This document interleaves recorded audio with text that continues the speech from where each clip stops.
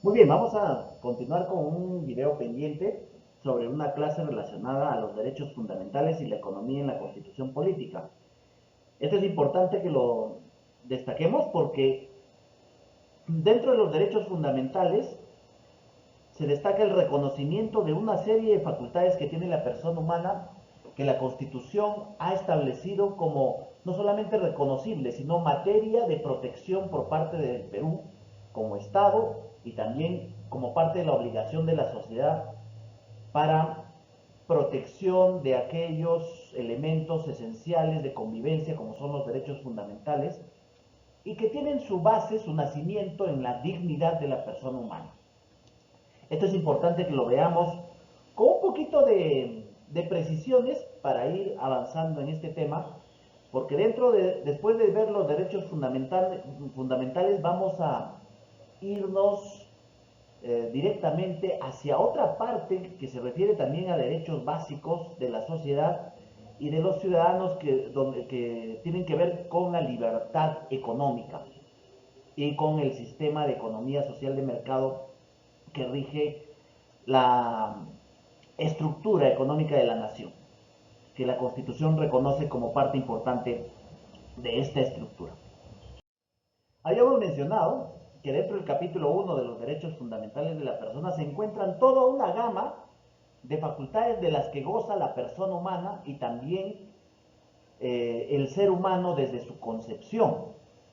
Fíjense que dentro de estos derechos ustedes lo conocen a varios de ellos porque lo vivimos diariamente, eh, cuando alguien es agredido, cuando alguien es um, agraviado en su integridad o inclusive en su vida. Ustedes ven las noticias día a día y cuando aprecian que existe, por ejemplo, una vulneración o una violación a la vida de una persona a través de estos crímenes terribles o inseguridad ciudadana, se afecta un derecho fundamental como es a la vida, o cuando se quedan heridas y agraviadas estas personas en su integridad física o psicológica, también el derecho a esa integridad precisamente física, psicológica, que en general es mantener la salud. El derecho a la igualdad ante la ley, que también es parte importante de este conocimiento de los derechos fundamentales, porque es un elemento esencial de convivencia. Fíjense que ahora con las elecciones hemos visto un debate, ¿no? Una discusión que se hace cuando un partido político quiere discutir la validez de los votos de ciertos sectores de la ciudadanía, producto de su, me imagino yo, desesperación por ganar las elecciones, donde se dice, los votos de estos lugares, donde hemos perdido, estos votos no valen porque ha existido fraude. Eso conlleva un discurso, una alegación muy peligrosa, porque nos llevaría a discutir el hecho de que existe o no existe igualdad ante la ley, o si el voto de zonas rurales vale más o menos que los votos de zonas urbanas. Eso es parte importante de lo que se está viendo hoy en día. No vamos a poder aprender, tener conocimiento de los derechos fundamentales si es que no existen casos en los cuales esto se vulnera. Cuando hay vulneración, cuando hay conflicto es donde más aprendemos sobre los derechos con los que contamos. Igualdad de la ley, importante. Libertad de conciencia, cuando a una persona tiene que respetársele el hecho de que el pensamiento crítico que tenga, sea cual fuere, por supuesto dentro de lo que significa también los deberes de la persona respecto de otras, el respeto a la dignidad de las otras personas, la libertad de conciencia es fundamental porque es un derecho que desarrolla la capacidad de que el discernimiento de las personas tiene una característica determinada que puede ser distinta a la de los demás y que a pesar de eso, a pesar de ser distinta, debe respetársele. En algún momento vamos a ver que existen divergencias en lo que se llama la libertad de conciencia. Es decir, yo tengo derecho a mantener mis convicciones, mis creencias filosóficas, políticas, porque yo conscientemente deseo destacar que así pienso yo y como así pienso yo, así me desenvuelvo en la vida. Entonces, esa coherencia entre lo que pienso, lo que digo y lo que hago es la libertad de conciencia que debe ser respetada por los demás ciudadanos, por la sociedad en general y por el Estado, la libertad de conciencia. La libertad de opinión e información, dos ámbitos totalmente complementarios pero distintos. La libertad de opinión me da lugar a mí a emitir juicios de valor respecto de un hecho determinado, siempre con respeto a la dignidad. Ojo, hay que mantener en reserva el respeto a la dignidad de los demás. Yo puedo emitir mi opinión, pero sin agraviar, sin vilipendiar, sin injuriar a otras personas, precisamente que podrían verse afectadas por mi derecho a la opinión cuando se realiza, se ejecuta en desmedro de la dignidad de la otra persona. Mucho cuidado. Yo tengo derecho a opinar, a establecer y a desarrollar mis ideas de manera pública. Eso es opinión. Pero esa opinión tiene que estar también desarrollada sobre la base del respeto a las opiniones de las demás y obviamente el contenido de la opinión no puede causar perjuicio, agravio, injuria, de modo que menoscabe la dignidad de las demás personas. Acuérdense que el centro de nacimiento de los derechos fundamentales es la dignidad del ser humano por la condición de tal. Por el hecho de ser seres humanos, poseemos dignidad. Creo que eso lo vimos también en una sesión anterior. Otro derecho que está ahí en la diapositiva, el derecho al honor y a la buena reputación. Dos ámbitos, perdón, antes de ello, el derecho a la libertad de información, que quiere decir que me cabe a mí elegir cuáles fuentes de información yo utilizo, sea para emitir una opinión o sea simplemente para desarrollar mi conocimiento, mi aptitud respecto a la realidad externa. Yo busco la forma de informarme, pero para informarme adecuadamente, ¿qué pasaría si tengo pocas opciones de elección? Se restringe mi libertad de información. Entonces, lo que necesito para ello, en una estructura social que me brinde posibilidades de mejor información, necesito una información plural sobre la base de diversas fuentes de información. Y por eso determinaremos que en algún momento en el Perú existen ciertas restricciones cuando las empresas que se dedican a realizar actividad informativa, sea por medio de la prensa, de la televisión y de la radio, no pueden ser objeto de acaparamiento, monopolio, restricciones o cualquier tipo de mecanismos empresariales que sobre la base de la libertad de contratación restrinjan al usuario, al ciudadano, de la capacidad o de la posibilidad, mejor dicho, de informarse de diversas fuentes de manera plural, de modo que puede escoger y obtener la fuente de información para llegar a una verdad relativa. Uno nunca llega a la verdad absoluta, pero a una verdad relativa que vaya formándose en la conciencia del ser humano, pero sobre la base de la oferta plural de fuentes de información. Por eso es importante la libertad de información. El derecho al honor y a la buena reputación también son elementos esenciales de los derechos fundamentales y tienen dos vertientes. El derecho al honor es la percepción que yo tengo de mi propia persona, eso es el honor. Yo, Gustavo Adolfo Gutiérrez Gutiérrez, considero que soy una persona íntegra y honesta y nadie tiene por qué menoscabar esa idea que yo tengo de mí. Si hay alguien que afecta esa versión que yo tengo de mí frente a terceros, afecta mi honor, mi visión, la propia idea, concepción que yo tengo de mi propia persona. Ese es el derecho al honor.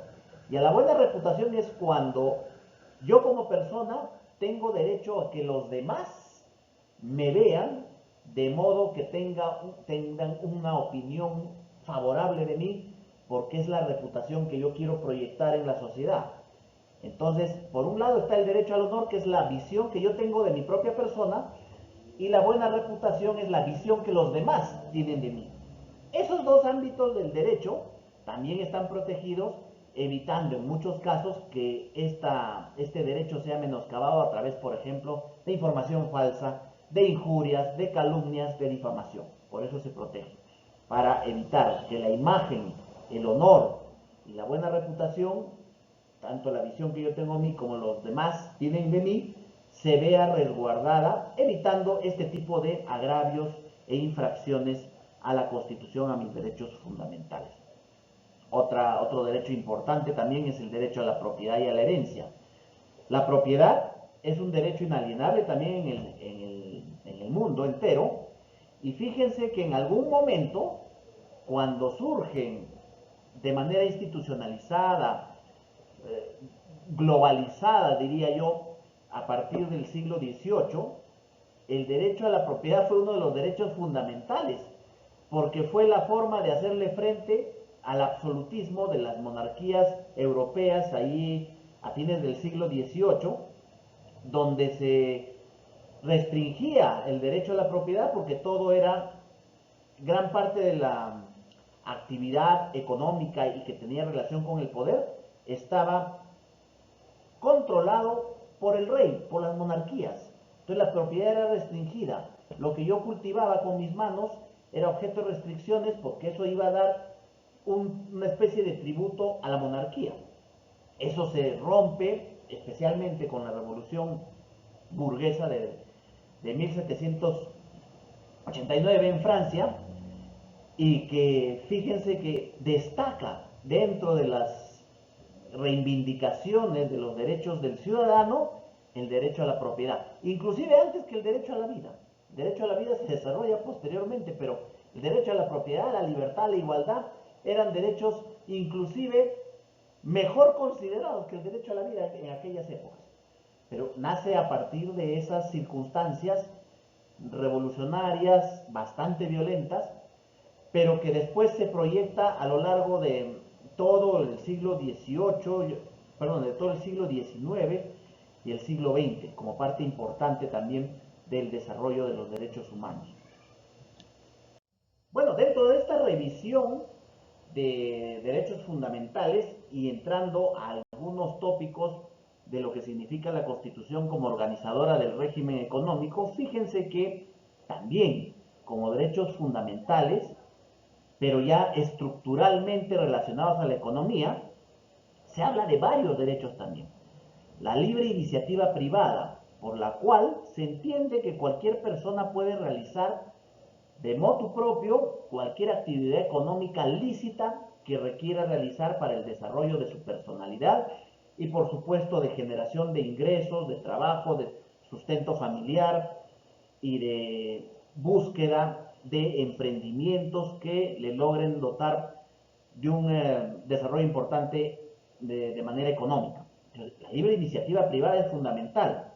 Acuérdense que les hablé en una sesión anterior que a diferencia de los estados que tienen un control centralizado, especialmente los países de economía socialista o llamada estatista, el control del estado es tal que restringe la posibilidad de la libre iniciativa privada. ¿Por qué? Porque el Estado se abroga la posibilidad de establecer planificadamente las actividades económicas esenciales que deba tener una nación. Por tanto, no cualquier persona puede realizar una actividad económica X.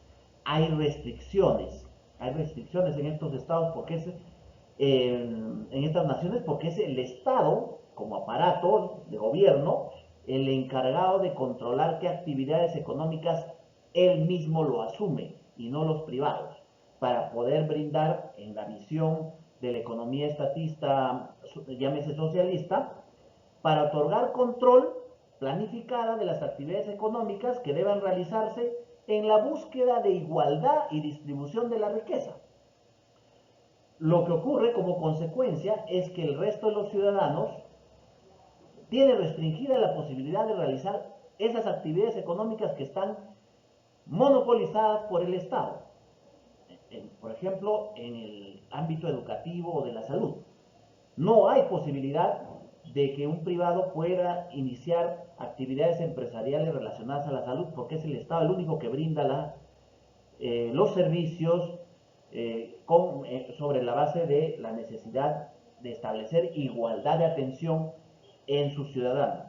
Esto ocurre en este tipo de economías, que son economías centralizadas, de planificación centralizada y normalmente cerradas hacia el mercado exterior, pero que buscan, al tener ese control, restringen la posibilidad de iniciativa privada. Esto es un derecho que se ha desarrollado hace muchos años, en el siglo XVIII, con la ideología liberal de que la iniciativa privada es el motor del cambio, del motor del estímulo y de la creación de la riqueza. Eso lo desarrolló Adam Smith y John Stuart Mill y otros economistas del siglo XVIII, ingleses ellos. Sin embargo, como vamos a ver después, y lo hemos discutido un poquito en una sesión, vamos a ver que la economía social de mercado trata de buscar el equilibrio entre una economía estatista y una economía excesivamente abierta sin control. Pero el derecho fundamental es que todas las personas tienen libre iniciativa privada. Ojo, a pesar de que tenemos este derecho, existen de manera fáctica, es decir, en los hechos, en la práctica cotidiana, restricciones que no las impone el Estado, sino el propio mercado. Hay que tener mucho cuidado con eso porque la idea es que todos los peruanos puedan tener posibilidad de desarrollarse de acuerdo al emprendimiento que quieran. Vamos a ver que eso tiene ciertas restricciones, pero producto no del Estado, sino producto de ciertos controles de los actores económicos que buscan acaparar a algún tipo de actividad económica determinada, actividades estratégicas, etcétera, u otras que necesitan superar barreras económicas bastante altas. Por ejemplo, un privado va a tener difícil invertir de manera individual, por ejemplo, en una actividad de tan alto costo y de tan alto tiempo de inversión y pérdidas como es la actividad minera. No todos pueden realizar actividad minera así quisieran, porque requiere altas inversiones para exploración y explotación, antes de ver la renta para obtener ganancias sobre esa actividad. Entonces, son las condiciones mismas del mercado, el tipo de mercado, las restricciones que existen en el acceso a los recursos y financiamiento para realizar la actividad, las que ponen estos parámetros. Pero como regla general, si alguien encuentra un emprendimiento de bajo costo, hoy día estamos notando, por ejemplo, emprendimientos relacionados a la tecnología que lo pueden realizar prácticamente un ciudadano individual, un emprendedor individual lo puede hacer o con baja asociatividad para estas actividades que se llaman los startups. Startups son emprendimientos que utilizan especialmente la tecnología, por ejemplo los aplicativos, las plataformas digitales para vender cosas, para presentar u ofrecer servicios u ofrecer productos o bienes de bajo costo, pero de rápido movimiento. Esas son las ventajas que promueve la iniciativa privada. Después vamos a ver algunos temas relacionados a las complicaciones de las barreras que se tienen, algunas barreras que las pone el Estado, por ejemplo, las licencias de funcionamiento, que son barreras necesarias y legales, por supuesto, legales, pero que necesitan considerarse dentro de la estructura de costos de una iniciativa privada. La libertad de trabajo, donde cada persona tiene derecho a participar o a desarrollarse en una actividad laboral que crea conveniente. Nadie está obligado a realizar un trabajo que no quiere. Lo que pasa es que el mercado de trabajo en algunos momentos es restringido y uno debe asumir esos riesgos para incorporarse al mercado laboral. Pero, por regla general, el hecho que tú busques un trabajo y quieras desarrollarte un trabajo que al inicio no te gusta, no quiere decir que no tengas la opción de no pedirlo o de no postular a ese puesto laboral. Las obligaciones, las necesidades nos hacen o nos obligan, tanto moralmente como funcionalmente, a ingresar a ese mercado de trabajo. Pero uno tiene la posibilidad de optar. Uno puede presentar su currículum a varias empresas, a varias entidades, y uno puede en algún momento, de acuerdo a las capacidades y a la evaluación que puedan realizar, por supuesto cuando son transparentes y limpias, dentro de un marco de competitividad, escoger cuál es el trabajo que más te conviene. Eso también es parte de una evaluación del costo de oportunidad. Es decir, si acá voy a ganar más, pero tengo otro tipo de obligaciones, otro tipo de exigencias, acá voy a ganar menos, pero voy a hacer un trabajo, digamos, freelance, es decir, un poco más libre, con manejo de mi horario, ¿cuál me conviene? Yo tengo que escoger entre esas dos o más posibilidades. Perdón. Entonces, esto es importante porque establece la, la base para que el postulante a un puesto de trabajo tenga la posibilidad de escoger sobre una serie de propuestas, de opciones, si es que éstas existieran. Es verdad que el mercado de trabajo a veces es restringido, especialmente aquel trabajo que tiene respeto por las formalidades y los derechos laborales, que aquel otro trabajo que es informal, pero que se generan otro tipo de riesgos, por ejemplo, frente a un despido. Esas son las cuestiones que un postulante o un trabajador tiene que evaluar. La libertad de empresa, que es la posibilidad de que los peruanos podamos organizar toda una serie de recursos, recursos humanos, financieros, tecnológicos, para emprender un proyecto empresarial. Entonces la libertad de empresa implica eso, que yo pueda realizar también una actividad, este derecho relacionado a la libre iniciativa privada, una actividad que me brinde réditos, que me brinde renta, sobre la forma de organización que yo quiera, aunque en el campo de la organización empresarial de personas jurídicas, no de personas naturales, sino de personas jurídicas, es decir, persona natural, yo quiero ser empresario, quiero poner mi botica, pongo mi botica y la puedo organizar contablemente, financieramente, como a mí mejor me convenga, sobre la base, por supuesto, de mejor rentabilidad para mi negocio. Pero cuando quiero organizar una empresa, persona jurídica, es decir, me asocio con el socio tal, mi socia de acá, somos 3 socios, queremos formar una empresa como persona jurídica.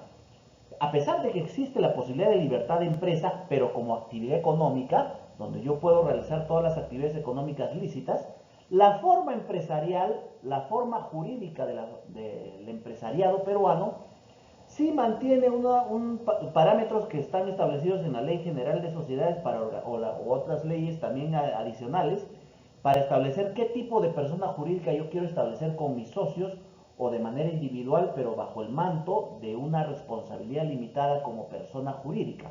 Por ejemplo, me asocio con Carlos, me asocio con María, queremos formar una empresa.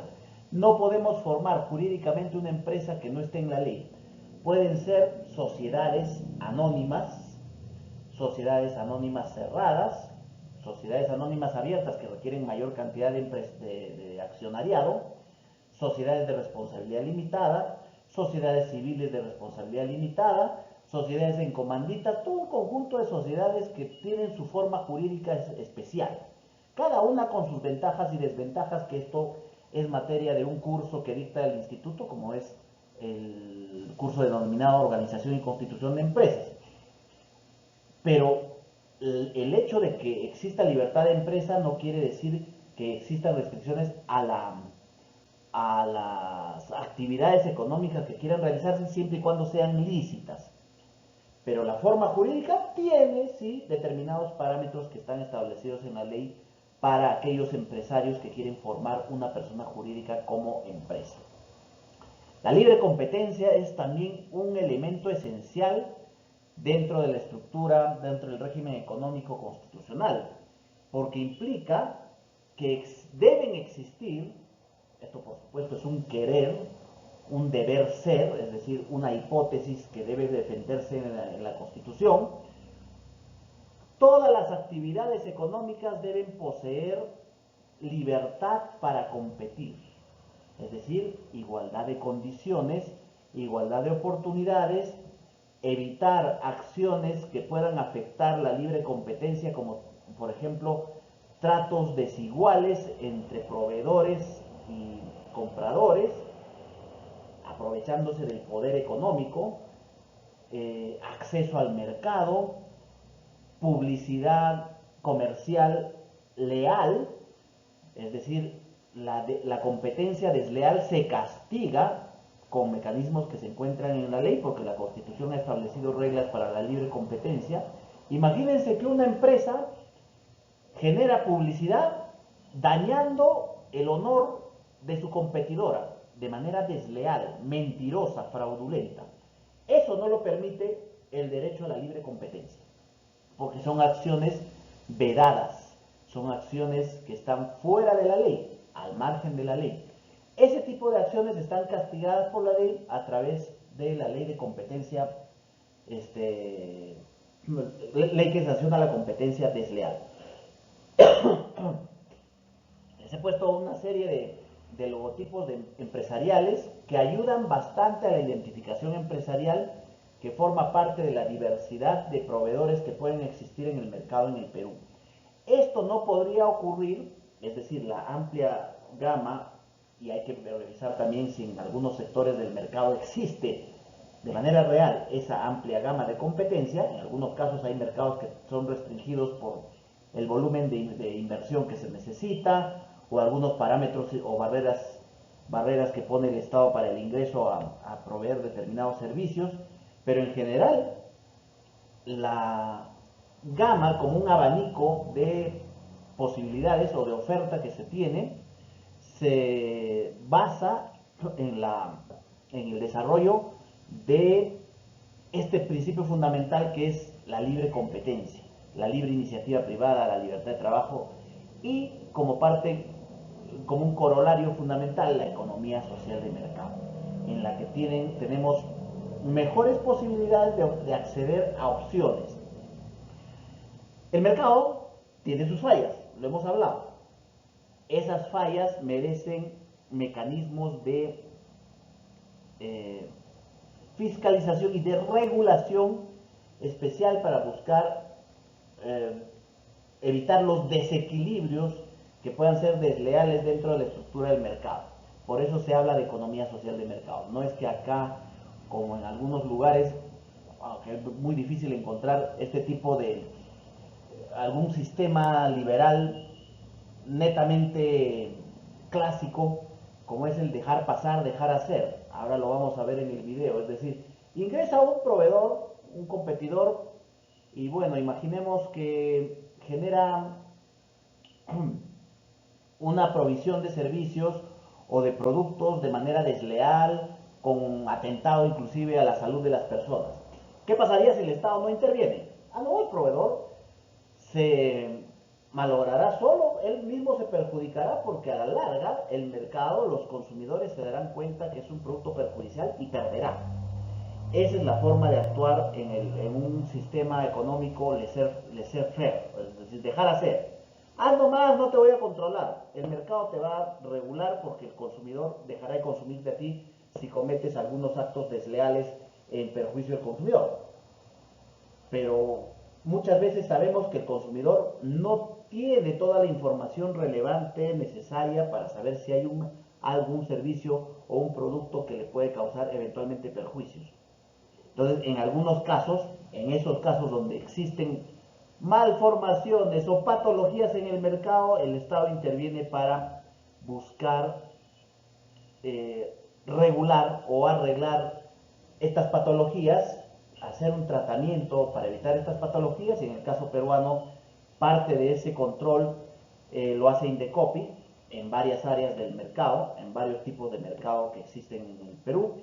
Y existen también otro tipo de organismos reguladores en el Perú, para las telecomunicaciones, OCITEL, para las empresas relacionadas a la producción de energéticos, OCINERMIN, de energéticos y de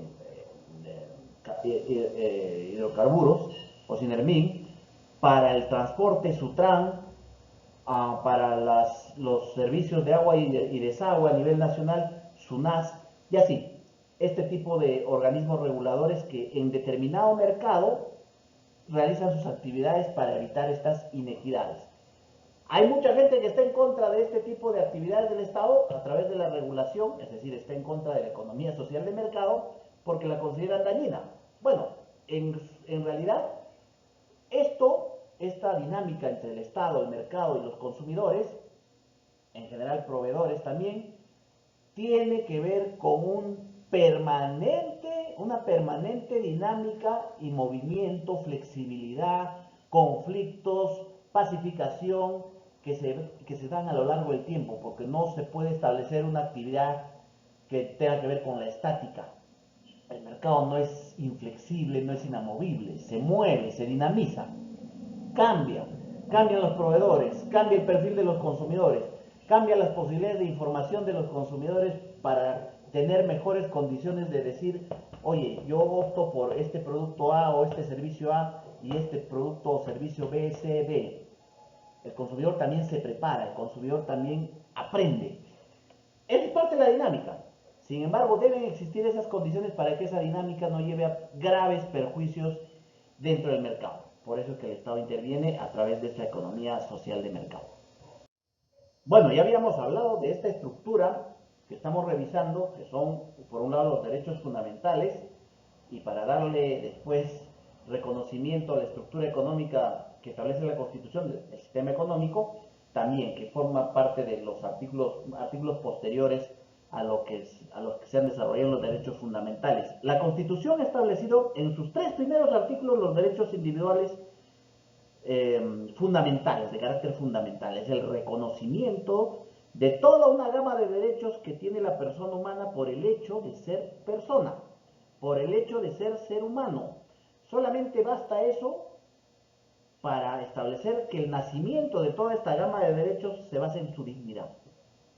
Entonces la Constitución de 1993, al igual que la anterior de 1979, se encuentran desarrollados estos derechos individuales en el artículo 1, como la estructura inicial, el insumo básico, de dónde nacen estos derechos fundamentales y cuál es el rol fundamental de la sociedad y el Estado, que es la protección de los derechos de la persona humana que se basa en la dignidad. El artículo 2, que es la que desarrolla de manera escrita cuáles son los derechos fundamentales reconocidos, pero que no por ello dejan de ser reconocidos otros que se tengan que basar en la defensa de la persona humana, en el reconocimiento de su dignidad. Entonces, en el artículo 3 también se desarrolla una cláusula constitucional que abre la posibilidad para la existencia, o reconocimiento, mejor dicho, no existencia, reconocimiento de otra gama de derechos que no necesariamente están escritos, como lo habíamos mencionado en el caso de esta señora de Ana Estrada, que vio reconocido judicialmente su derecho a una muerte digna. Eso lo revisamos también hace bastante tiempo. Y el sistema económico que establece estos 2 parámetros básicos, ¿no? La economía social de mercado y toda una gama de derechos relacionados a la libertad de trabajo de empresa y el pluralismo económico. Este es el artículo que habíamos revisado ya con ustedes, que tiene una redacción distinta a la Constitución de 1979, pero que la esencia es la misma. El rol que debemos desarrollar como sociedad y como Estado es la defensa de la persona humana. Debemos defender a la persona humana porque, por último, nosotros también somos personas humanas. Y si no defendemos nuestra propia individualidad, no podemos lograr desarrollo, porque al no defender a los demás como a nosotros mismos, vamos a ir menoscabando, vamos a ir perjudicando todo este sistema de protección que tiene la Constitución. Entonces, nuestro rol fundamental, esto sí pónganse en la cabeza, es la defensa de la persona humana y el respeto de su dignidad. Por eso es que les decía, ustedes, o sea, nosotros podemos tener discrepancia, podemos inclusive considerar adversarios a mucha gente, nos puede caer mal un montón de personas, es más, cuando nos agravian, cuando sufrimos las consecuencias del delito, existe este mecanismo de defensa, porque las instituciones, no ven que la sociedad y el Estado nos tienen que defender, las instituciones velan por el respeto de nuestros derechos, de nuestra calidad de seres humanos y el respeto de nuestra dignidad. Pero nosotros también debemos hacer lo mismo.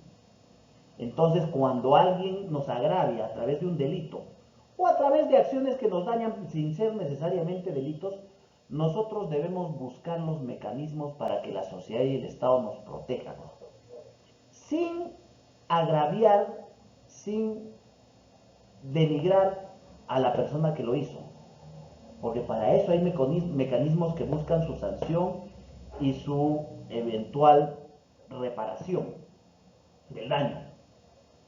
Porque si hiciéramos lo contrario, es decir, si agraviáramos nosotros mismos, ojo que esto no se relaciona con la legítima defensa, que es otra cosa, yo me puedo defender, sí, en el momento, de manera instantánea, ante una provocación suficiente e inmediata, pero si es que no se diera ese caso, existen formas de defensa a través de esos canales. Si nosotros agraviáramos, menoscabáramos o destruyéramos a la otra persona que nos hizo daño, ojo, que no es legítima defensa, sino no es una agresión inmediata, sino posterior, o por lo menos nuestra reacción no es inmediata, no es legítima defensa, ya nos hicieron daño.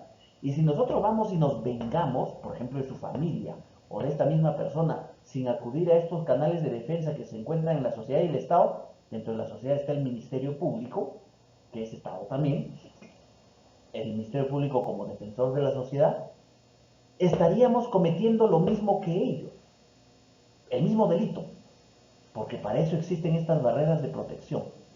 Entonces nuestra labor, nuestro rol está en defender siempre a la persona humana y sus derechos y el respeto a su dignidad. Esa es nuestra función. ¿Qué mayor deber, qué mayor obligación también de los funcionarios públicos, del todo el aparato estatal? También es un deber fundamental del Estado el defender a sus ciudadanos, a respetar también su dignidad. Por eso es el fin supremo. Todos estamos llamados a cumplir ese fin supremo. Vamos a ir avanzando con algunos aspectos del artículo 2 que se relaciona precisamente a lo que les mencionaba, todo el reconocimiento escrito de esos derechos. Los ejemplos los he hecho al inicio, los he explicado al inicio, pero vamos a ir más o menos delimitando algunas cosas, pero con algún nivel de nociones en algo que tengamos alguna duda. Toda persona tiene derecho y ahí se establece y se desarrolla toda la serie de derechos escritos, reconocidos. Acuérdense que son derechos reconocidos y no aprobados. Es decir, los derechos que contiene la Constitución o los derechos que reconoce la Constitución son anteriores a la Constitución, porque como seres humanos hemos nacido antes que las constituciones. Como seres humanos hemos llegado a la Tierra mucho antes. Y en ese instante en que hemos llegado a la Tierra, que nos hemos desarrollado como Homo sapiens, tenemos toda esta gama de derechos porque son anteriores inclusive al Estado. Entonces estamos hablando del derecho a la vida, que les dije que la importancia que adquirió la Revolución Francesa no fue tal como el derecho a la propiedad y la libertad, pero se desarrolló también. Derecho a la vida, a su identidad, integridad moral, física, psíquica. Acuérdense que somos un todo, somos cuerpo humano, órganos, sangre, corazón, cerebro. Tenemos psicología, consciente, subconsciente, también tenemos derecho a mantener esa integridad. Por eso es que cuando hay alguien que nos agravia y que nos causa, no sé, estrés, pánico o desconsuelo o zozobra, también tenemos derecho a que eso se nos repare. Físicamente también, cuando se nos puede mermar algún tipo de función en nuestras funciones, algún tipo de ejercicio de las funciones de nuestro cuerpo. Moral, que es el ámbito interno por el cual nosotros tenemos derecho a decidir qué es lo bueno y qué es lo malo para nosotros. Eso también es parte de la protección. Libre desarrollo y bienestar. Yo quiero estudiar, yo quiero desarrollarme, tengo derecho a establecer ese camino de desarrollo y bienestar. Bienestar que es aquello que quiero conseguir para vivir bien, material y moralmente hablando, y dentro de lo cual se establece un aspecto fundamental: el concebido es sujeto de derecho en todo cuanto le favorece. Quiero que establezcan bien, que ustedes analicen bien qué significa concebido. El ser humano, según nuestra legislación y muchas legislaciones del mundo, el ser humano, la vida humana, dicen, comienza con la concepción, es decir, cuando hay combinación genética de dos seres papá y mamá logran este milagro de la vida y se transforma en un ser vivo independiente que va creciendo. Desde ese momento es un ser que es sujeto de derecho, todavía no es persona porque no ha nacido, pero está camino a desarrollarse después del alumbramiento como persona humana. Mientras tanto es concebido y como tal hay que protegerlo.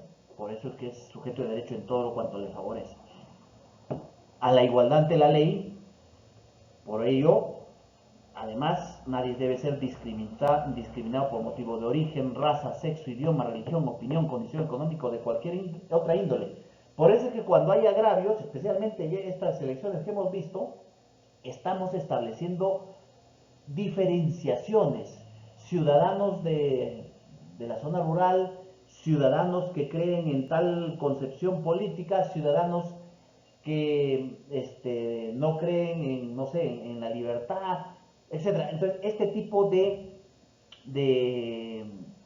estigmatizaciones, considerando, por supuesto, que son personas inferiores, bajo ese supuesto, porque son, por pensar así, A, B, C o D, o por sexo, o por opinión, o por raza, cuando se hace esa diferenciación, es agravio a la dignidad. Entonces, ese es el derecho que se tiene a la no discriminación, que lo hemos hablado también. Ah, no, con ustedes no lo hablamos, lo hablamos con vuestros compañeros de quinto semestre. A la libertad de conciencia, ya les había mencionado, de religión, a asociarse individualmente para expresar y desarrollar su conciencia y su religión, sus creencias, su fe religiosa. Por supuesto, no hay persecución por razón de ideas o creencias, no la hay. Acuérdense que uno puede tener pensamiento, algún pensamiento de la realidad social, pero de modo que no menoscabe, por ejemplo, la estructura básica de las libertades o que pueda agraviar por medio de la violencia a otro tipo de pensamiento. Uno puede pensar, es decir, yo puedo tener pensamiento marxista y lo puedo expresar y no por ello puedo ser objeto de persecución, porque si tengo pensamiento marxista no me pueden acusar de terrorismo, porque el terrorismo es un delito específico, claro, sobre una base ideológica, pero más sobre acciones que están siendo reprochadas por la ley, es decir, la violencia, el causar zozobra, el ejecutar acciones que van a destruir el sistema democrático de gobierno.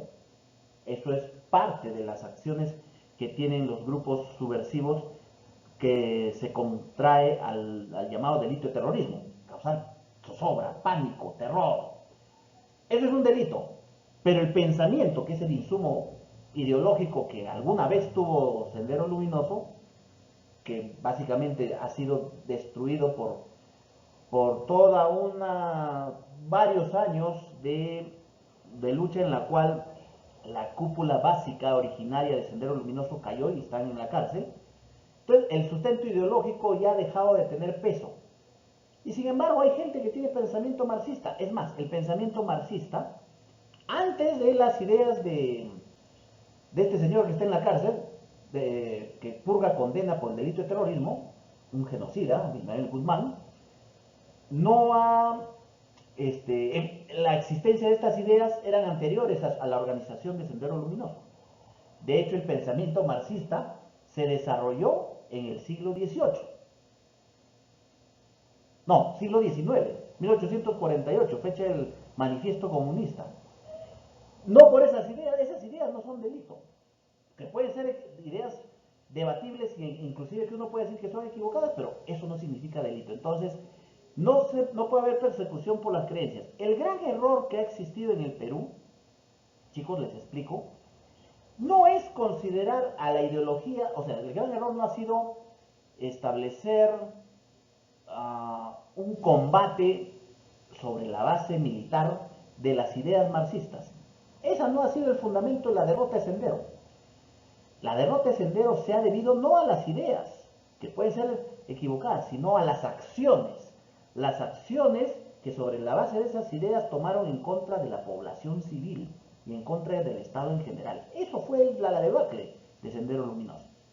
Entonces, esas creencias si uno las considera equivocadas, se combaten no con las armas, no con el menoscabo, no con el denuestro, no con el insulto, sino sobre la base de ideas mejores y acciones mejores que lleven al desarrollo del país. Las acciones que logran incorporar a todos los ciudadanos con igualdad de derechos, por eso es que está en el inciso 2 la igualdad ante la ley. Si se puede incorporar a los ciudadanos que tradicionalmente se han considerado excluidos del desarrollo, esa es la mejor forma de combatir las ideas que podrían estar equivocadas en el ámbito de lo político, como son las ideas marxistas o socialistas.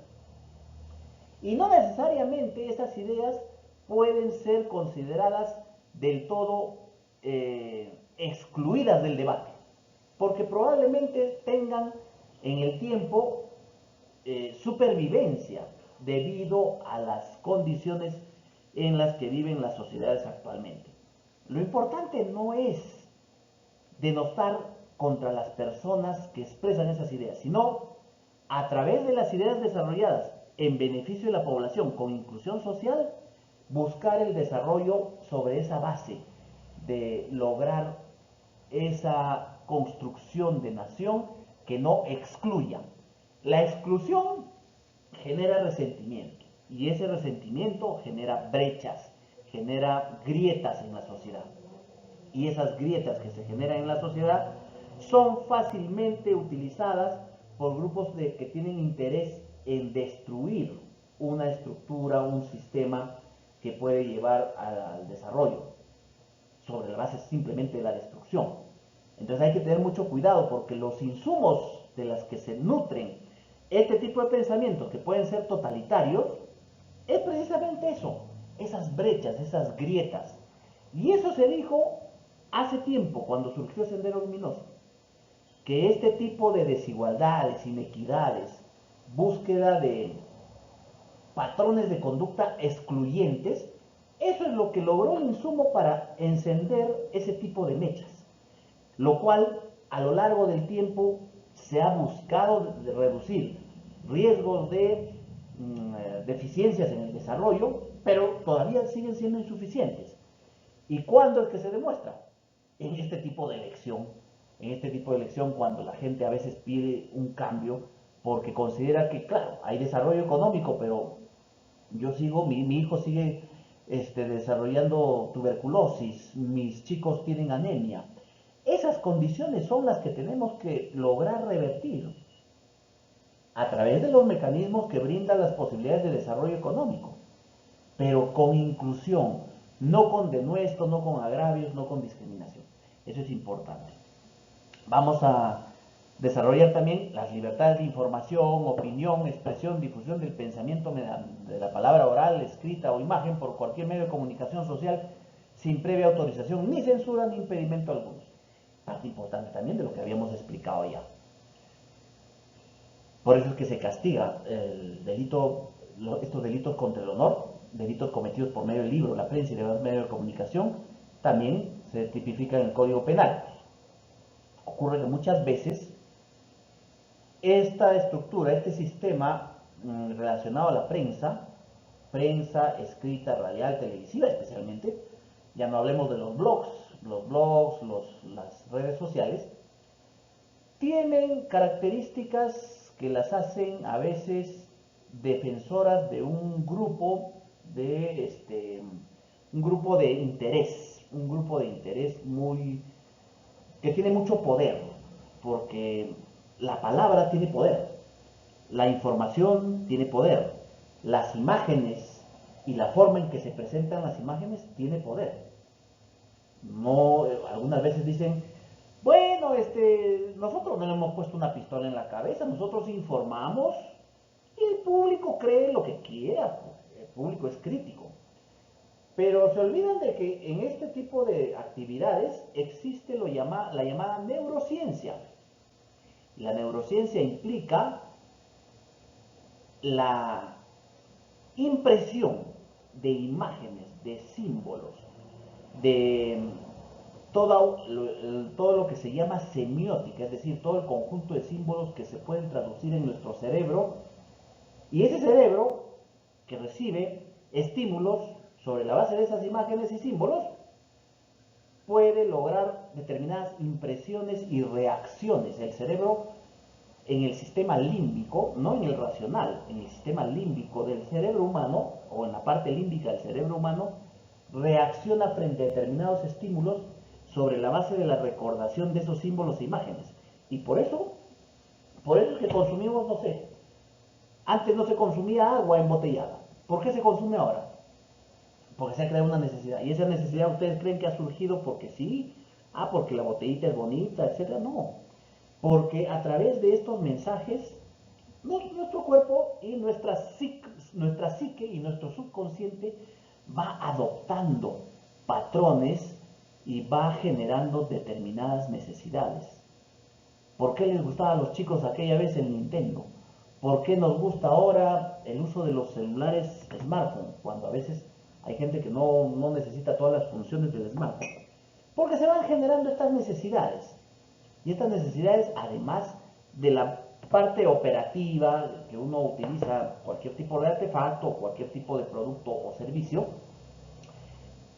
viene bajo mensajes que repetidos, utilizados, busca una respuesta, no diría automática, pero una respuesta inducida en el consumidor. Es lo mismo que ocurre en la prensa. Cuando ustedes ven una imagen, mostrada de determinada manera, bajo un lenguaje determinado, este tipo de imágenes y lenguaje se quedan en el cerebro y pueden, cuando se estimula la recordación o la remembranza de estas imágenes, una reacción del ser humano, por más que sea racional. El ser humano es racional, pero también es límbico, porque reacciona ante estos estímulos. Entonces, es importante destacar que esta forma de interacción entre el ser humano y los medios de comunicación no es pues una 100% una relación crítica, analítica, no lo es. Ellos lo saben, nosotros también lo sabemos. Entonces es importante que se ponga en relevancia que el desarrollo de las libertades de información corresponde a buscar la ampliación del espectro de fuentes de información.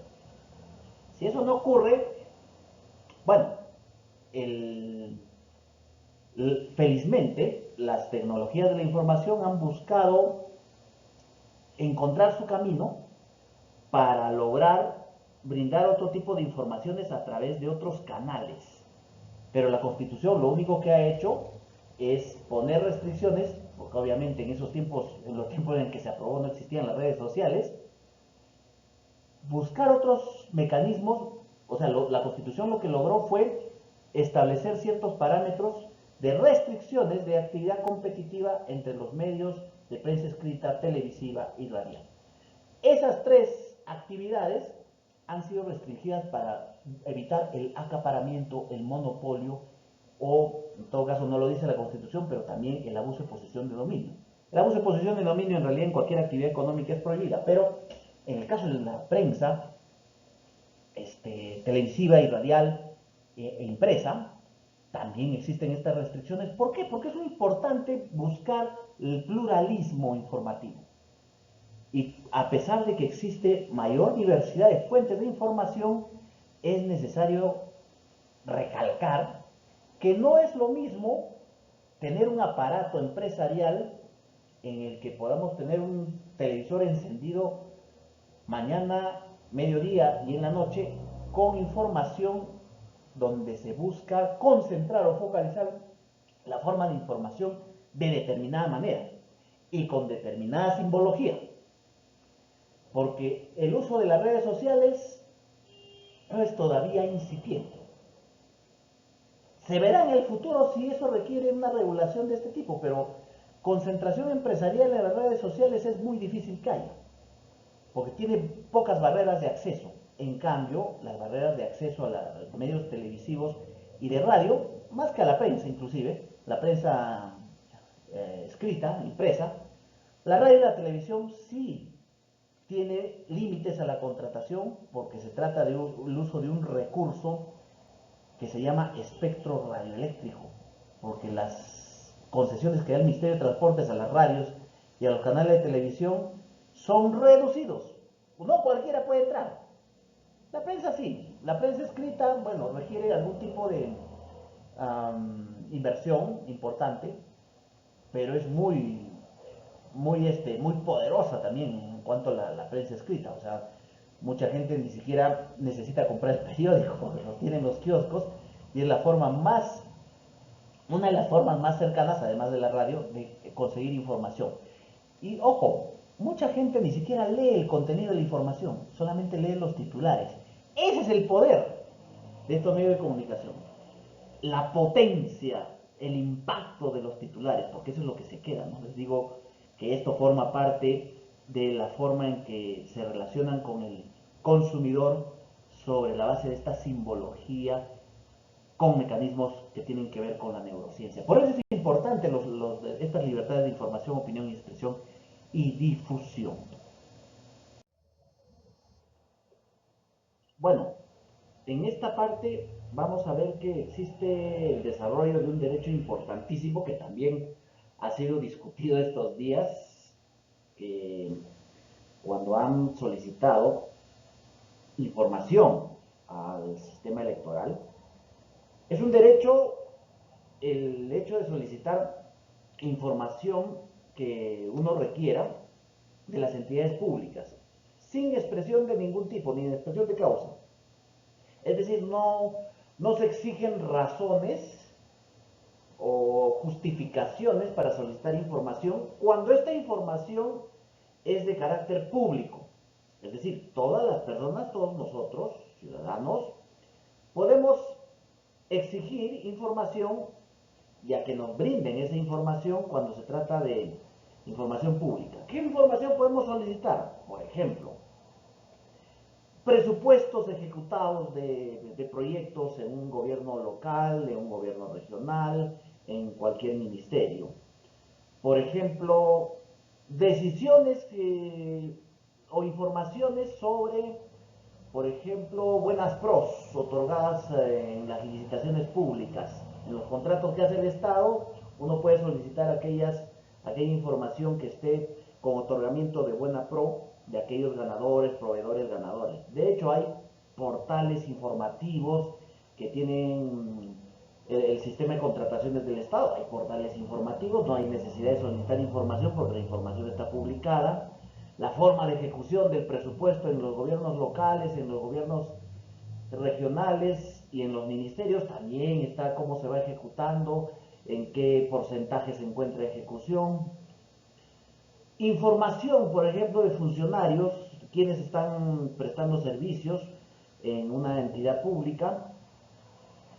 Hay información relacionada a, por ejemplo, los parámetros en las convocatorias, esto también es información pública, parámetros en convocatorias a concursos públicos, inclusive personal, también es información que uno puede solicitar.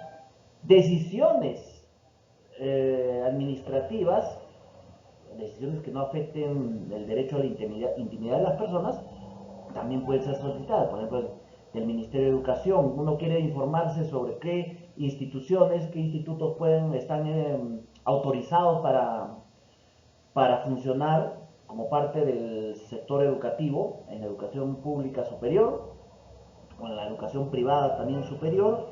También esa información puede ser solicitada. Si un instituto, si una institución educativa está autorizada, tiene su resolución ministerial o directoral, dependiendo del tipo de institución, también puede solicitarse ese tipo de informaciones. Toda la información que posee el Estado, por regla general, puede ser solicitada y el Estado está en la obligación de brindar esa información. Últimamente se ha flexibilizado bastante las formas de solicitud de información, por ejemplo, cuánto es el sueldo de los congresistas y en qué rubro se divide el sueldo de los congresistas, o qué tipo de ingresos tienen los congresistas, o el presidente de la República, o los ministros, o los alcaldes, o los gobernadores. También eso está sobre la base de información pública, como reglas generales, ¿no? Estos son los rubros que perciben los congresistas. Los congresistas tienen una percepción de más o menos un poco más de 15.000 soles mensuales. Lo demás son gastos operativos, los gastos de representación, etcétera. Pero uno puede solicitar toda una serie de informaciones que requiera a las entidades públicas. Y hay un plazo por el cual la información pública debe entregarse, que es 15 días hábiles, y con el costo que suponga el pedido. Imaginemos que el costo es, no sé, pues las fotocopias, bueno, ese costo será el que se cobra.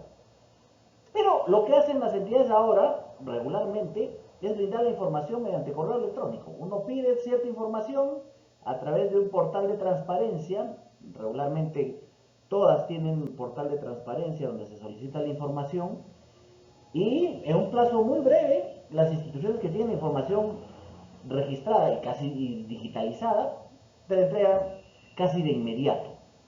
Entonces ese es el derecho que tienen todos los ciudadanos a solicitar esta información pública. La única información que no puede eh, obtenerse es aquella que afecta la intimidad personal y las que expresamente se excluyen por ley o por razones de seguridad nacional.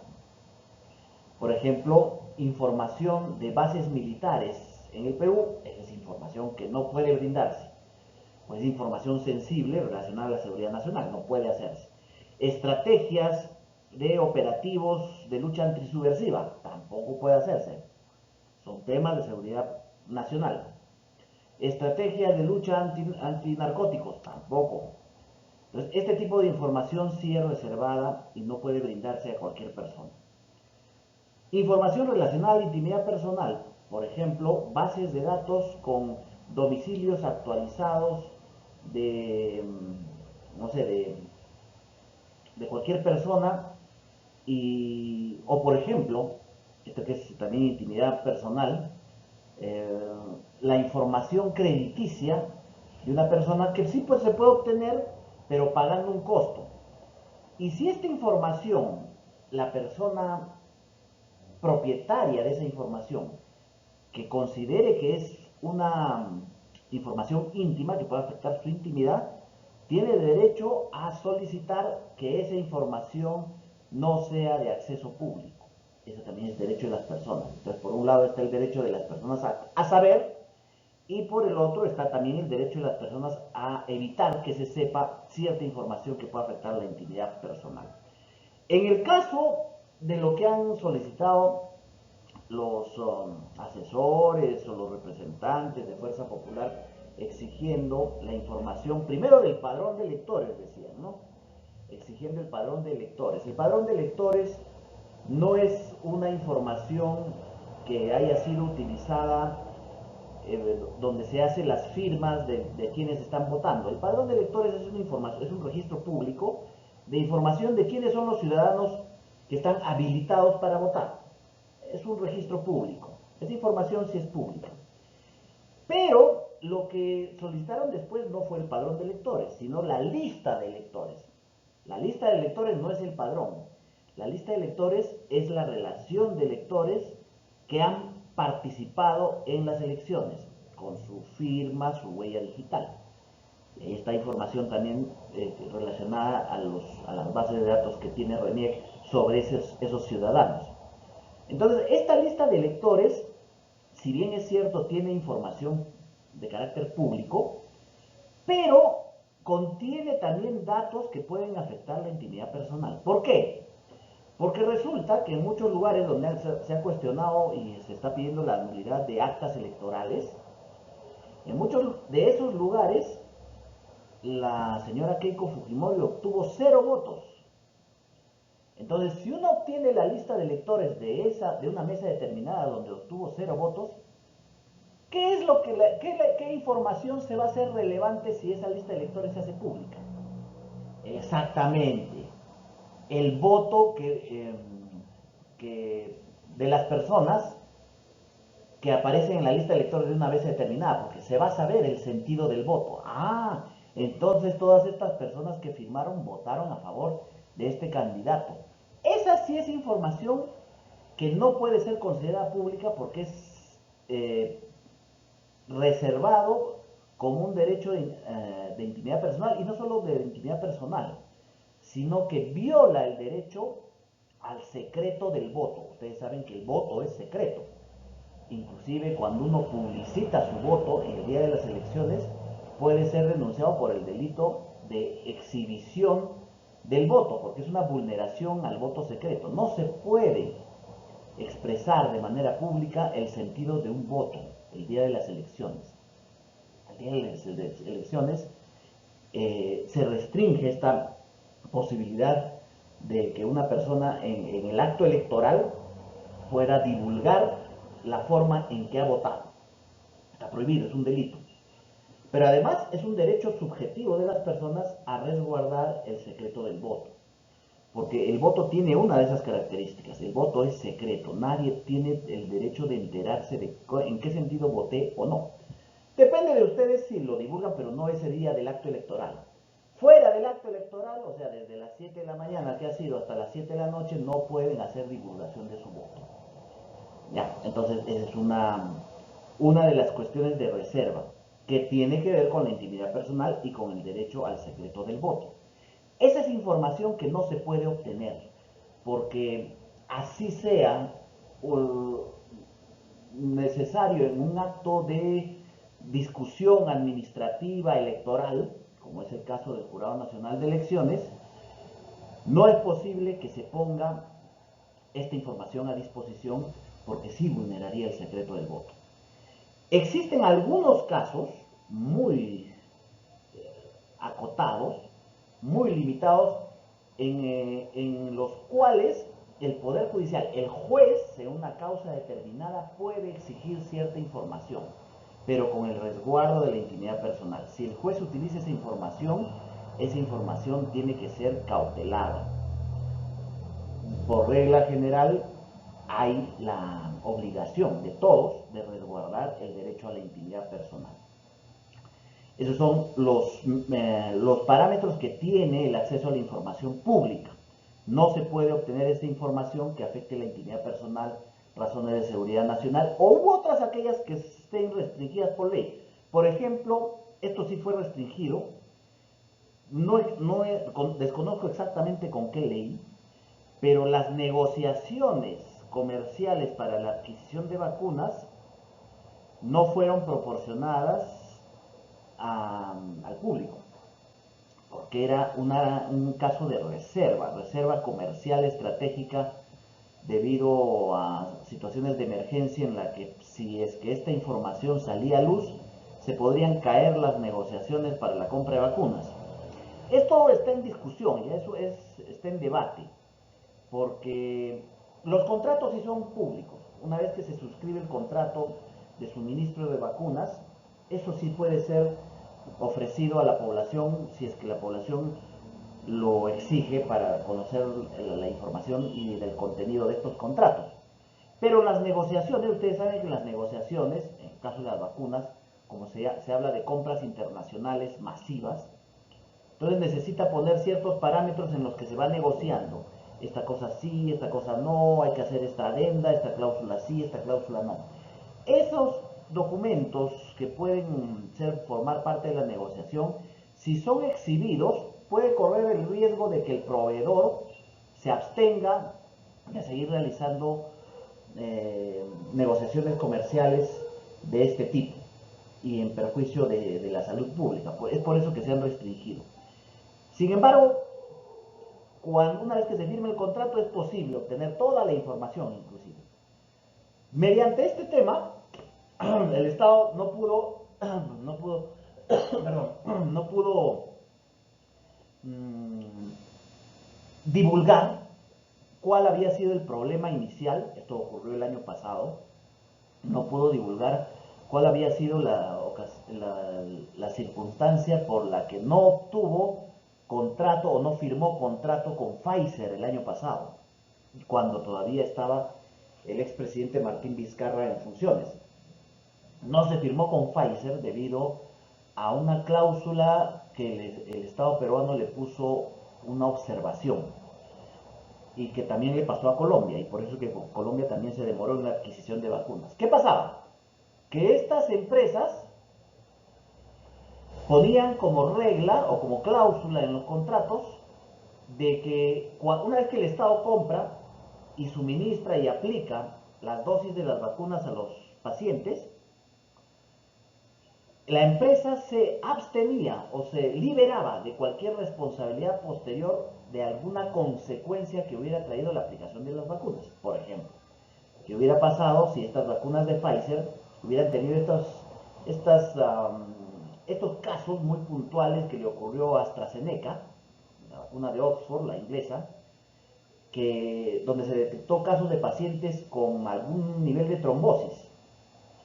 ¿Qué hubiera pasado si las vacunas de Pfizer hubieran ocasionado algún tipo de consecuencia que no se hubiera podido atribuir a nadie específicamente? La cláusula en esos contratos establecía que era el Estado peruano el encargado de este, era el Estado peruano el encargado de responsabilizarse de las consecuencias posteriores, y quien se liberaba de cualquier consecuencia era Pfizer.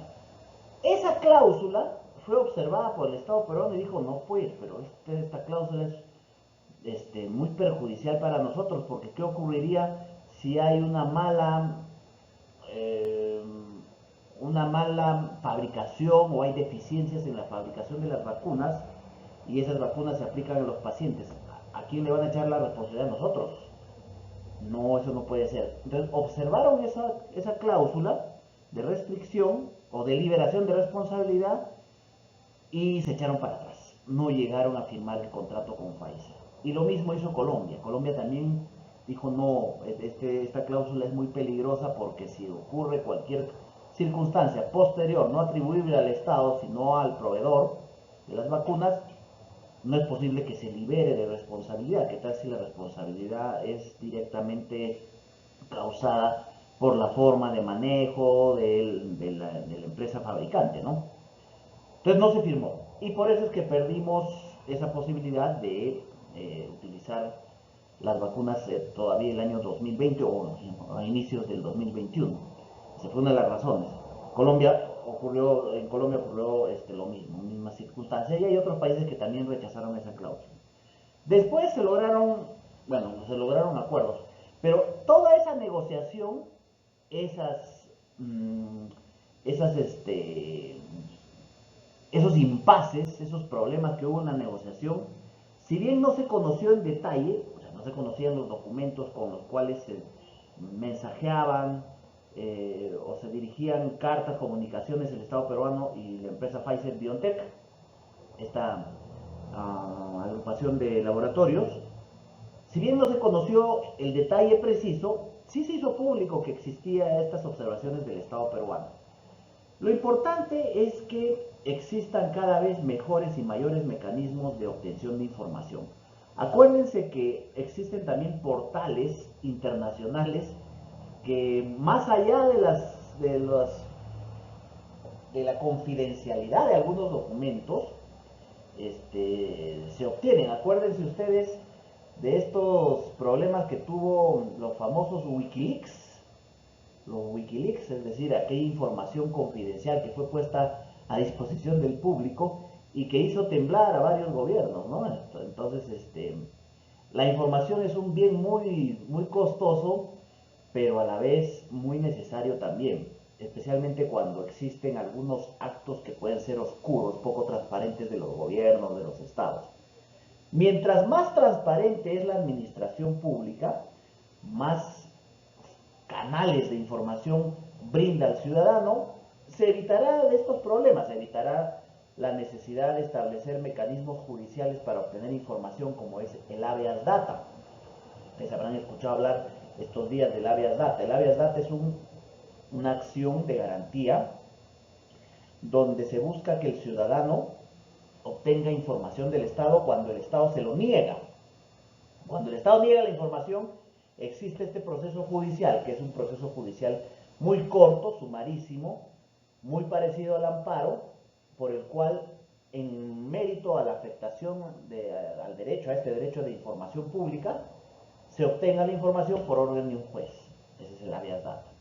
Entonces, este mecanismo es muy importante, pero cada vez es más desarrollada la posibilidad de que los estados ofrezcan la información de manera transparente, especialmente cuando se tiene sobre la mira estos actos que eviten o que pongan o que disminuyan los riesgos de corrupción. Mientras más abierto, más transparente es el Estado, más formas, más ojos pueden estar atentos para cautelar los recursos públicos, para que la información sea usada, pero esta información usada tiene que ser usada también responsablemente para evitar esto que en la información se llama también las noticias falsas, la información falsa, que también es un riesgo. Cuando se obtiene una información y a esa información se le da un maquillaje, eso puede ser interpretado como una noticia falsa y que puede llevar a consecuencias funestas. Por eso es importante el manejo responsable de esa información. Hay otros elementos que son objeto de protección y que no pueden ser conocidos por todos, como son el secreto bancario, la reserva tributaria, que solamente pueden ser obtenidos y levantados para obtener esa información a pedido de un juez, a pedido del fiscal de la nación o de una comisión investigadora del Congreso, siempre que exista razones proporcionales para averiguar esa información y que se refieran, por supuesto, al caso investigado. También es otra forma de derecho el que los servicios informáticos, por ejemplo RENIEC, por ejemplo registros públicos, computarizados o no, públicos o privados, no suministren informaciones que afecten la intimidad personal y familiar, lo que les había mencionado. Existen restricciones para que un registro público que contenga información muy sensible que afecte la intimidad personal o familiar no se brinde, aun cuando lo pida cualquier persona. Hay información que el RENIEC brinda respecto de la ficha de RENIEC de las personas, eso sí se brinda. Hay otro tipo de información que no la brinda, que es, por ejemplo, los domicilios.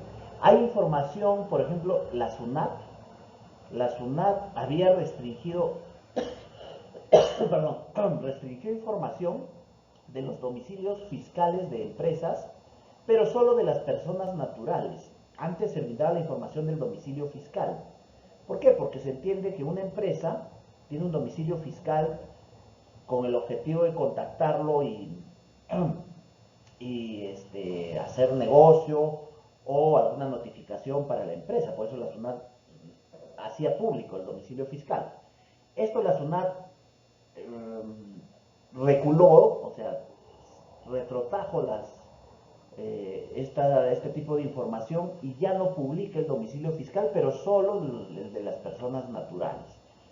Porque en la búsqueda de resguardar la intimidad personal, a pesar que es un domicilio fiscal público en el cual reciben las notificaciones de SUNAT cuando no se hacen por clave SOL, a través de un sistema informático, entiende que estos domicilios fiscales pueden ser en su mayoría domicilios personales, el domicilio personal de estos contribuyentes. Entonces esa información ya no la hace pública. Los únicos domicilios fiscales que sí publica la SUNAT en su portal es el de las personas jurídicas. Habíamos hablado del derecho al honor, a la buena reputación, que hemos explicado también. Por lo cual, cuando existe afectación de esto, cualquier persona puede, cuando es afectada con estas informaciones que pueden ser tendenciosas o inexactas o falsas, puede pedir que el medio de comunicación social, prensa, radio, televisión, inclusive las redes sociales, se rectifiquen en forma gratuita, inmediata y proporcional sin perjuicio de la responsabilidad de la ley. Esto es una obligación, pero para ello, obviamente el medio de comunicación tiene que entender que se equivocó o que brindó información falsa. Normal es que pueda ocurrir que se haya manejado mal la información y por negligencia, descuido o falta de cuidado profesional se brinda información falsa. La persona tiene derecho a estas rectificaciones. Si eso no ocurre, uno tiene expedita la carrera o la vía, el camino de una querella, ¿no? una querella, que es un proceso penal muy especial donde no interviene fiscal, sino solamente la persona y el imputado por ese delito, en el cual se le dice, oiga, yo para él solicito pena privativa de libertad y el pago de una reparación civil porque me ha agraviado a mi derecho al honor o a la buena reputación. Bueno, mencionaba que las personas tienen derecho a la libertad de creación intelectual, artística, técnica, científica, esto es, los derechos intelectuales que tienen las personas. Existe un vínculo entre la persona y su obra, que es la creación intelectual, sobre la cual tiene derechos morales de carácter personalísimo. Nadie puede quitarle a otra persona la titularidad de la obra que es su creación. Pero esta creación eh, relacionada a los derechos intelectuales puede ser objeto de explotación económica. Y la persona, el creador de la obra, puede hacer la explotación económica directamente de su obra o por terceros. Por eso es que puede ser transferidos los derechos económicos respecto de esta obra, más no la titularidad moral de su creación. Entonces, si bien cierto, yo puedo vender los derechos patrimoniales de mi obra, nadie puede utilizarlos como obra propia de otra persona, porque esos son mis derechos morales, mi derecho personal. La explotación económica sí la puedo transferir sin ningún problema. Esos son los derechos de libertad de creación intelectual, artística, técnica y científica. También es importante la inviolabilidad del domicilio, el secreto y la inviolabilidad de las comunicaciones y el mal uso que se puede hacer de estos documentos privados no tienen ningún valor legal. También es parte importante el derecho a elegir el lugar de la residencia, transitar por el territorio nacional, reunirme sin armas, asociarme sin constituir y constituir fundaciones o diversas formas de organización jurídica sin fines de lucro. Esto de reunirse pacíficamente sin armas implica el respeto al derecho de los demás de no causar zozobra, temor a través de este tipo de herramientas que pueden herir. Y arma se puede considerar a cualquier instrumento capaz o susceptible de generar daño. Hay que tener mucho cuidado. En estos días se han estado reuniendo tanto a veces simpatizantes de Perú Libre, algunos ronderos que han llegado del norte con sus machetes o sus chafles, y también exmilitares con sus sables. La importancia de la reunión pacífica implica que no genere riesgo de temor en la población o cualquier acto que constituya amenaza a la seguridad o a la libertad de otras personas, porque de hecho portar este tipo de objetos puede llevar a ese tipo de riesgos. Entonces es conveniente que las personas que los portan tengan la decisión y eviten cualquier tipo de provocación en estas reuniones que tienen que ser pacíficas. Si existe un viso en el cual, algún viso, alguna imagen, algún símbolo de agresión, eso puede ser controlado por la policía en resguardo del orden público. Mucho cuidado, no basta con decir son elementos simbólicos de mi trabajo y el otro señor también decir no, este sable es un regalo, un símbolo del honor que la nación me ha otorgado en la defensa del Estado y de la seguridad nacional. Claro, muy bonitos símbolos, ¿no? Por supuesto que son bastante destacables lo que quieren expresar, pero de todas maneras son armas y las reuniones no deben generar ese tipo de riesgos en las cuales la población en general perciba una actitud violenta. Quienes se ponen en riesgo no son las personas que van a sufrir ese tipo de temores, sino aquellas que en el nombre de llevar herramientas simbólicas de trabajo o de honor puedan, dentro de esa reunión se entendía como pacífica, generar riesgos de violencia. Eso es lo que no se puede permitir y por eso es que la policía tendría que actuar cuando existen este tipo de reuniones que tengan estos visos, estos símbolos de violencia. Hay que tener mucho cuidado. ¿Ya? Entonces, la reunión pacíficamente sin armas. Por ejemplo, yo les puedo mencionar también un estudiante. Imagínense esos estudiantes que llevaban antes esas reglas T para ingenieros, ¿no? Ahora ya no se usan, creo, porque se usa todo por computadora en los diseños. Imagínense que llevaran esas reglas T, un estudiante que protesta con su regla T y dice, pero señor, esta no es mi arma, es mi regla, mi herramienta de trabajo. Sí, pero puede ser considerado un arma en un momento determinado, especialmente cuando existe exacerbación y violencia. Puede ser usada como un arma. Entonces hay que tener mucho cuidado con eso. Arma puede ser cualquier objeto que cause daño. Entonces, a pesar de que son símbolos de estudio, de la ingeniería, etc., también puede ser usada como arma y lo importante es las circunstancias en las que esa reunión tumultuosa implica posibilidad o riesgo de violencia. Entonces es ahí donde tendría que intervenir la policía para evitar ese tipo de reuniones porque afectarían derechos constitucionales de los demás y no tendrían derecho a realizar ese tipo de reuniones con ese tipo de objetos, especialmente cuando existe riesgo de violencia. Asociarse, constituir fundaciones, también es un derecho fundamental, a contratar con fines lícitos, a trabajar libremente, a la propiedad y a la herencia, a participar en forma individual o asociada en la vida política, económica, social y cultural de la nación.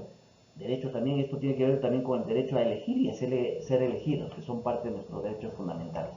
Tenemos derecho a ser candidatos y tenemos derecho también a elegir a nuestros candidatos. Hay derechos que tienen que ver con el resguardo que debemos hacer de nuestras convicciones. Podemos expresarlas y manifestarlas porque tenemos derecho a la opinión y expresar de cualquier manera nuestras determinadas convicciones o libertad de conciencia. Podemos expresarlo, pero también tenemos derecho a reservarnos. Y esto es importante porque nadie nos puede obligar a mencionar cuál es nuestra posición política. Nadie puede obtener de nosotros información obligada a brindárselas sobre nuestras convicciones políticas, filosóficas o religiosas. Tenemos derecho a reservarlas o de cualquier otra índole, así como también a guardar el secreto profesional. Ese es un tema distinto en el que lo vamos a ver, si Dios quiere, como ustedes en el curso de comportamiento ético. El resguardo del secreto profesional es muy importante entre profesional de la salud y paciente, entre otros. También derecho fundamental a la identidad étnica y cultural. El Estado reconoce la pluralidad étnica y cultural de la nación. Esto es parte importante de nuestra riqueza. Por tanto, todos nosotros tenemos derecho a usar el idioma originario o nuestro propio idioma ante cualquier autoridad mediante un intérprete. Si somos quechohablantes, tenemos derecho a que se nos transmita, a que se nos interprete de manera adecuada ante una autoridad determinada. Los extranjeros también tienen el mismo derecho cuando son citados ante cualquier autoridad. También, esto es importante, tenemos derecho a pedir, a formular peticiones de manera individual o colectiva. Podemos pedir cualquier tipo de requerimiento al Estado. ¿Qué queremos hacer allá? Queremos pedir, por favor, que nos instalen cámaras de seguridad a la municipalidad. Pedimos, podemos pedir. Nos tienen que atender y nos tienen que responder por escrito, ojo. Entonces, la autoridad tiene que está obligada a responder de la misma forma, dentro de un plazo legal, también bajo responsabilidad, 15 días también. Los miembros de las Fuerzas Armadas y la Policía solo pueden ejercer individualmente el derecho de petición. Esto es una de las restricciones que tienen los miembros de las Fuerzas Armadas y la Policía. También tenemos derecho, obviamente, a una nacionalidad. Hay gente en el mundo que no puede ejercer su derecho a la nacionalidad porque el país de origen está en guerra o está en conflicto y tiene que someterse al asilo de algún país y no tiene una documentación que le acredite como nacional de tal o cual país. Son personas que están inclusive errantes. Hay muchas etnias, como por ejemplo los gitanos, que supuestamente viviendo en algún lugar como Rumania, España o Portugal, por ejemplo, no puedan tener una nacionalidad específica y tienen que vivir errantes. Eso es perjudicial para una persona porque no le genera seguridad, porque se supone que el Estado debe brindar seguridad a sus ciudadanos. Y cuando la nacionalidad está en entredicho, no hay quien pueda hacerse garante de su seguridad. Por eso es necesario que este sea un derecho fundamental que se desarrolle y para lo cual se le brinde protección al ciudadano. Nadie puede ser despojado de su nacionalidad, eso es otro derecho importante. Tampoco puede ser privado del derecho de obtener o renovar su pasaporte dentro o fuera del territorio de la República. Tiene derecho a la paz, a la tranquilidad, disfrute el tiempo libre, al derecho al ocio, al descanso, gozar de un ambiente equilibrado, también es un derecho fundamental, adecuado desarrollo de su vida. Otro derecho fundamental, a la legítima defensa. Si ustedes sufren una agresión inmediata, uno tiene derecho a repeler esa agresión, eso es legítima defensa.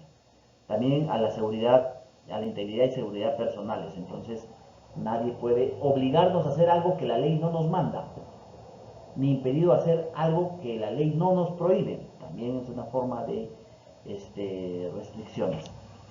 Tampoco nadie puede ser condenado por un hecho que el tiempo que ha ocurrido no sea considerado delito.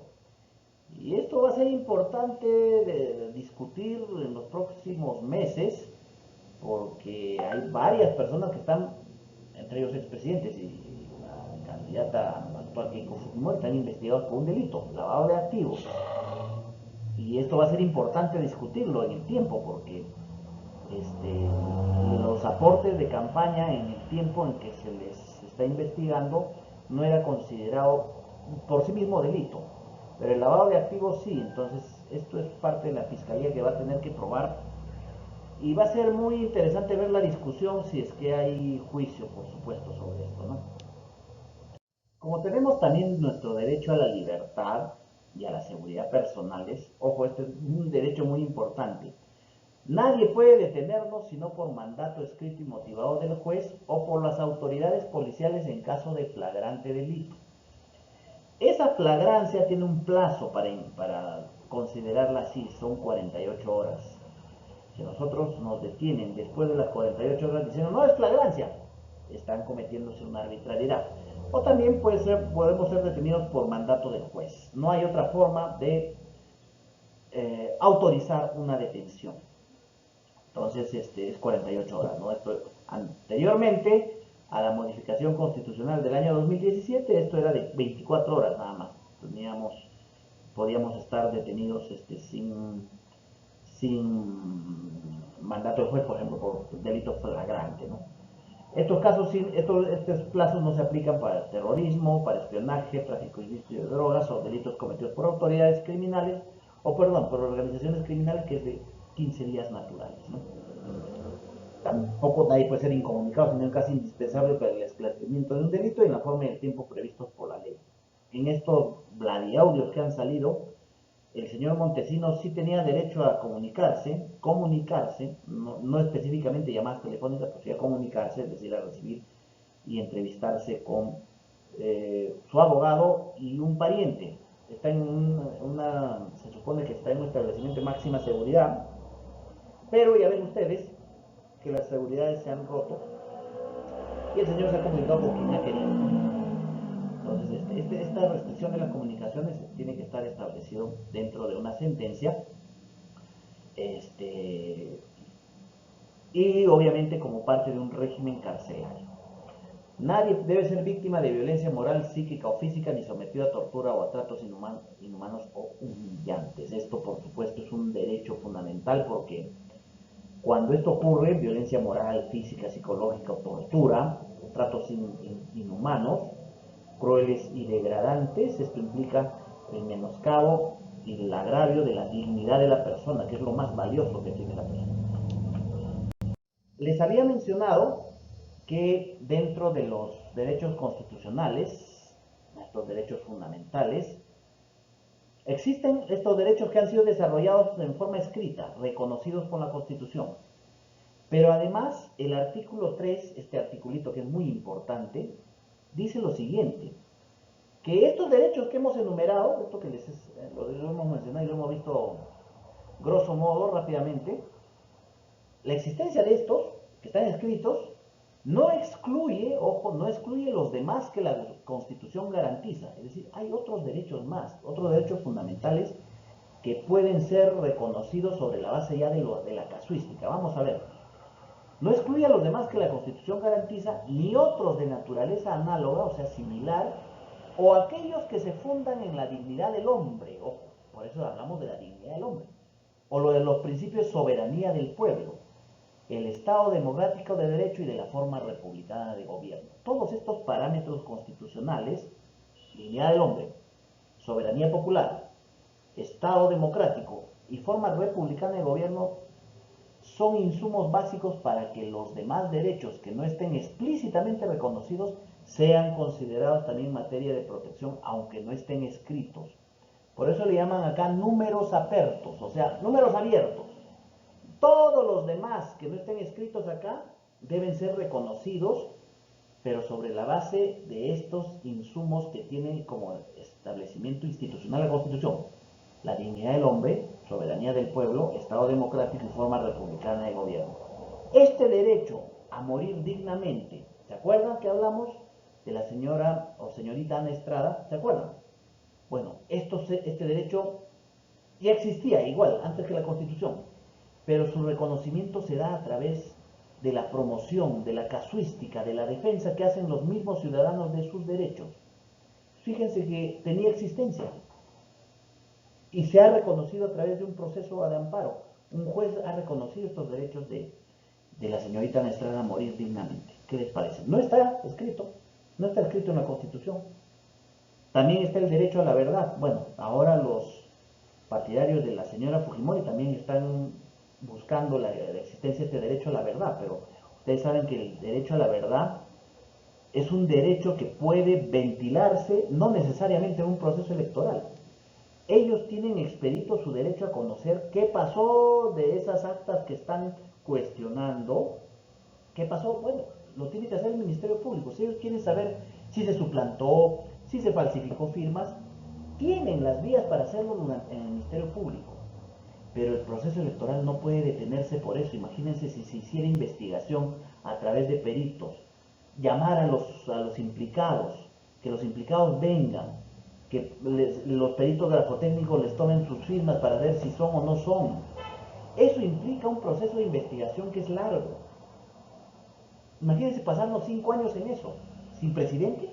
No, la idea de los procesos electorales precisamente es darle viabilidad al voto, a la conclusión, en base a los procedimientos que están establecidos en la Ley Orgánica de Elecciones, a que ese voto se haga el conteo del voto sobre la base de los documentos y las actas que en cada mesa se han realizado, para que a su vez se reconozca la participación de todos los ciudadanos que han participado de buena fe, a que se les consigne y se considere como su voto emitido. Y sobre eso sale un ganador. Cualquier otra denuncia que no haya sido probada en esos 3 días que tienen los miembros de una organización política para cuestionar una votación en mesa, son 3 días. Si no han entregado pruebas evidentes de un fraude, porque eso hay que probarlo, no solamente basta con decir, yo creo que ahí hubo fraude, ¿no? Hay que probar. Si eso no se puede probar, se valida la veracidad y la buena fe del voto realizado por los ciudadanos. Se logra un resultado y si aún así requieren investigación, tiene que hacerlo el Ministerio Público. Eso no invalida su derecho a la verdad. Se conocerá a través de una investigación del Ministerio Público o de las entidades que crean competentes. Pero eso no puede detener un proceso electoral, porque imagínense si eso ocurriera. No habría presidente nunca hasta que se logre una investigación. Imagínense que eso se lleve inclusive a un proceso judicial y después a la Corte Interamericana de Derechos Humanos. ¿Cuánto demoraría eso? ¿10? ¿15 años? ¿Para saber si de verdad o no hubo fraude? No es posible eso. Ese derecho a la verdad tiene que ser resguardado, sí, pero no en el procedimiento electoral, que es de corta duración, porque hay plazos. Por eso es que el sistema se defiende, y el sistema se defiende para determinar que la regla general es la convalidación del voto y los resultados que se han realizado en las ánforas. Buena fe, principio de buena fe. La mala fe, el fraude, se tiene que probar. Si no se prueba, no puede ser óbice para que se declare un ganador sin perjuicio de que se realice una investigación minuciosa, sesuda y con el tiempo que requiere este tipo de investigaciones que incluyen los peritajes, donde tienen que participar las personas que han sido nombradas como, cuyas firmas han sido imputadas como falsas, bueno, tienen que participar. Y eso no se logra en 2 semanas, en 3 semanas. ¿Entienden por qué la importancia de preservar o convalidar el voto popular a través de lo que se dio en las urnas? Porque para eso existe un sistema de miembros de mesa y personeros. Cada partido ha puesto sus personeros. Ellos son los que tenían que defender el voto en mesa. Ellos, en ese momento. No después. Porque después lo que se nota es una pataleta. Una actitud irresponsable y que muchos han llamado todo un sistema, un recorrido de hechos, de acciones que le pueden denominar golpe lento, golpe blando, golpe soft, golpe suavecito. Eso es peligroso. Vamos a incidir un poquito en lo que quedó pendiente de explicación, que es el surgimiento de esta idea de lograr bienestar a la población a través de una economía al servicio de la gente. Esto fue forjando esta, este sistema ideológico, económico, relacionado a la economía social de mercado, alejada en cierta medida del liberalismo y alejada también del estatismo o el centralismo estatal de los gobiernos socialistas. Desde 1919 las constituciones en el mundo han recogido la idea de que el Estado lo que debía hacer era garantizar la protección del bienestar de la gente, de sus ciudadanos, a través de una construcción de una economía que sea puesta al servicio de la población. Esto generó el concepto del estado de bienestar, es decir, un estado que brinde servicios a sus ciudadanos de modo que los servicios públicos que ejecutaba el Estado para una mejor convivencia debían ser puestos en relieve como una de las funciones básicas del Estado para la atención de sus ciudadanos. Entonces, una economía al servicio de la gente. O sea, no bastaba con las reglas del mercado, sino que el Estado también pusiera de su parte cuando existieran estas brechas o inequidades para brindarle atención a los ciudadanos a través de determinados servicios públicos. Entonces, establecieron normas económicas que, claro, llegaron a promover el derecho a la propiedad y a la libertad económica del individuo, pero también el reconocimiento de los derechos sociales, como por ejemplo el derecho al trabajo. Esto conllevó tanto la defensa del derecho a la empresa como la libertad del trabajo.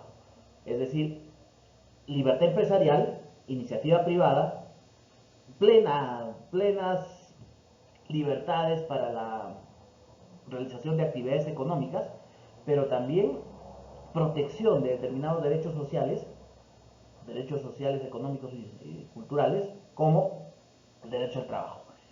Entonces se consideró a la vida económica como una suerte de organización que debía responder a principios como de justicia social, con aspiración de asegurar a todos una existencia adecuada del hombre dentro de los límites que, que se reconoce al individuo de su libertad económica.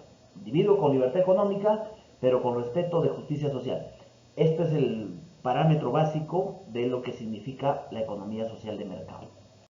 Estos son los principios que ya hemos desarrollado, que lo hablamos un poco en la sesión anterior, pero quería centrarme en el conocimiento un poquito más ejemplificado de la economía social de mercado a continuación. Fíjense más o menos cómo funciona este sistema. Tenemos, por ejemplo, dentro del Perú, un determinado grupo de productos que se desarrollan en mercados específicos. Este caso es el del aceite vegetal. Ojo que para determinar en qué tipo de mercado está, hay que considerar diversas consideraciones.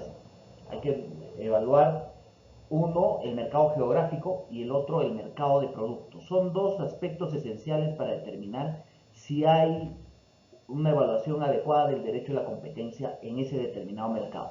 Geográficamente hablando y sobre un producto determinado.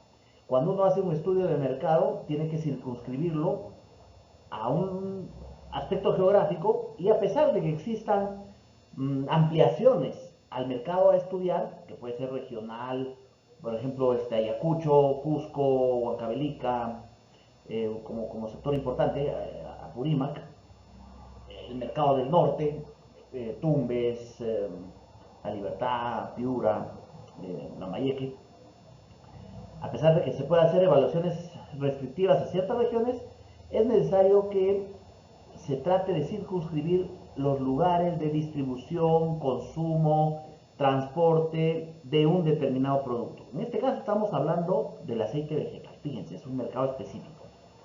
Más o menos específico, porque hay también sustitutos del aceite vegetal. El aceite vegetal puede ser producido por la industria nacional. Muy bien. Entonces, ¿cómo funciona la economía social de mercado? Fíjense.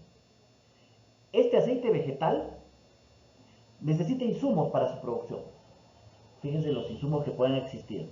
Para el contenido mismo del aceite, puede ser utilizado aceite de soya, aceite de algodón y girasol.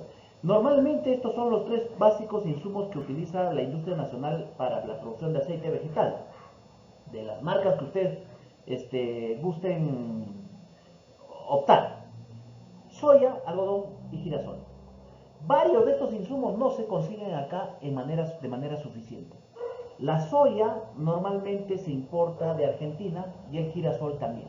Probablemente el algodón, al ser del Perú productor de algodón, se pueda conseguir de proveedores nacionales.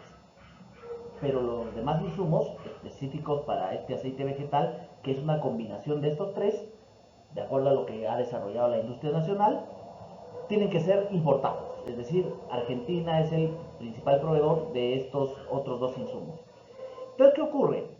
Cuando existe restricciones a obtener estos insumos o estos insumos suben de precio, entonces la industria, los que producen aceite vegetal a nivel nacional, tienen problemas, tienen inconvenientes. Por lo tanto, en algún momento tienen que subir el precio. ¿De acuerdo? Al subir el precio, ¿qué ocurre? Bueno, hay retracción o, dependiendo si no hay mucho sustituto de los aceites vegetales, la gente va a seguir consumiendo aceite, así eleven más el precio. Si tiene bastantes sustitutos el aceite vegetal, probablemente la demanda se traslade hacia esos otros productos sustitutos.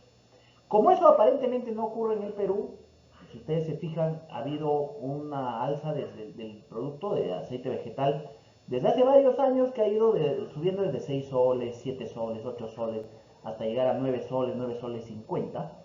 La gente sigue consumiendo aceite. Esto significa una demanda importante de este producto, aun cuando suban determinados volúmenes el precio, determinados niveles el precio.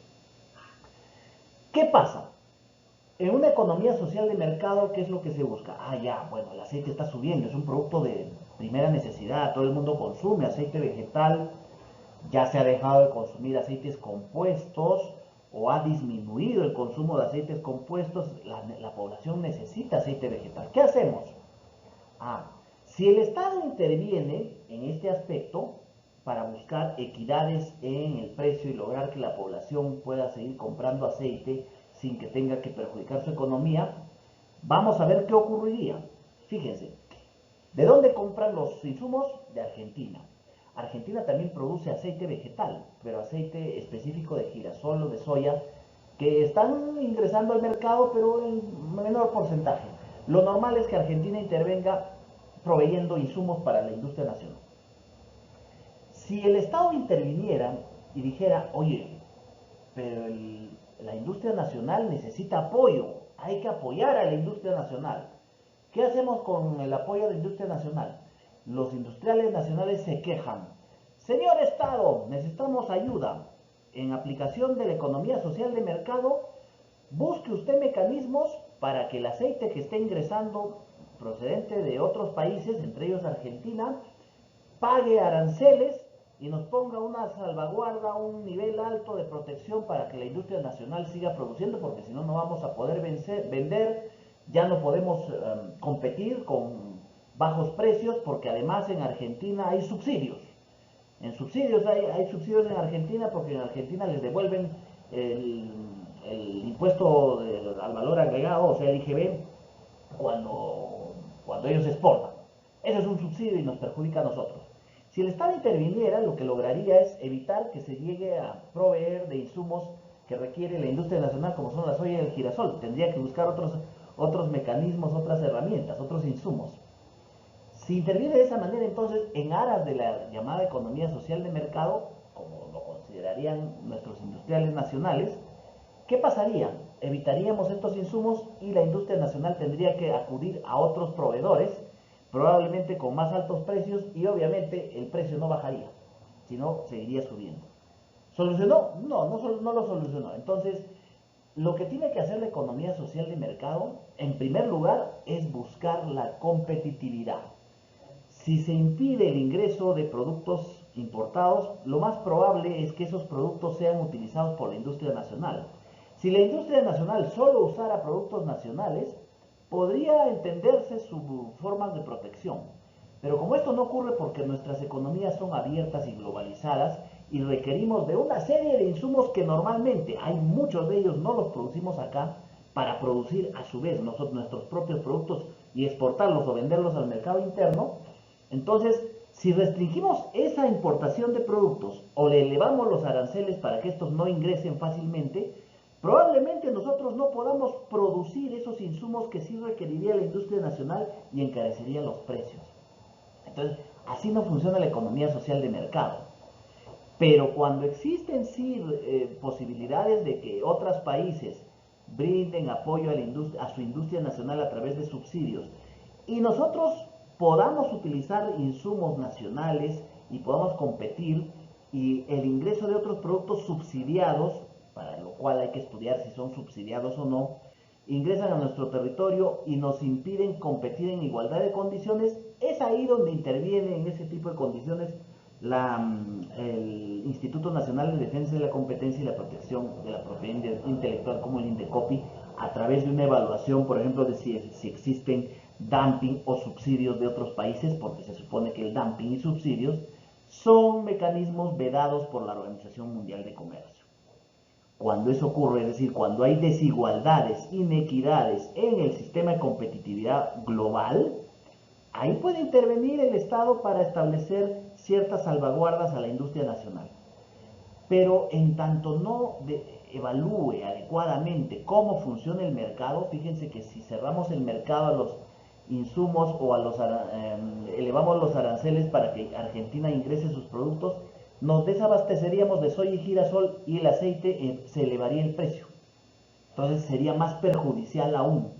Por eso es que hay que estudiar bastante, de manera muy rigurosa, este tema de la estructura del mercado, los insumos que se utilizan para elaborar un análisis adecuado de la economía, de cómo la economía social de mercado puede actuar en beneficio del consumidor, evitando, entre otros, a las industrias que están operando en nuestro país que quiebren sobre la base de reglas inequitativas de juego dentro del comercio, ¿no? Entonces es conveniente estudiar bien cómo se mueve el mercado, cómo se estructura el mercado, si hay sustitutos para utilizar en el mercado. Todo eso es importante evaluar antes de que Indecopi, por ejemplo, intervenga a través de una disposición que establezca medidas antidumping o antisubsidios. Esa es la forma en que funciona la economía social de mercado. Primero, verificar y hacer un análisis adecuado del mercado, de la estructura del mercado. Segundo, si hay condiciones que pueden establecer reglas de juego inequitativas, lo importante es ver en qué forma se puede ampliar el espectro del mercado para que a su vez este mercado se defienda sobre la base de opciones. Si ello no ocurre, si hay inequidades aún con ello, recién interviene para establecer mecanismos de protección de salvaguarda en beneficio del consumidor y de las empresas sobre la base de la buena fe comercial y de las adecuadas prácticas de competitividad dentro de la Organización Mundial de Comercio. Así funciona la economía social de mercado con algún ejemplo.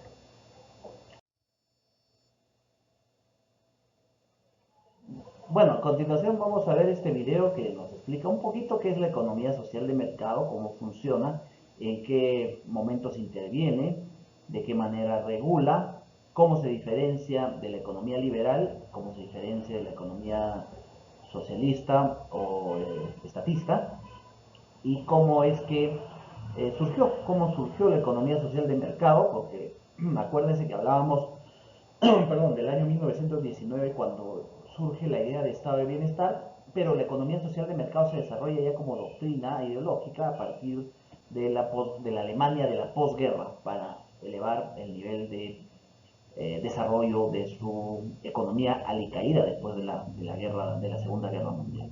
Veamos este video.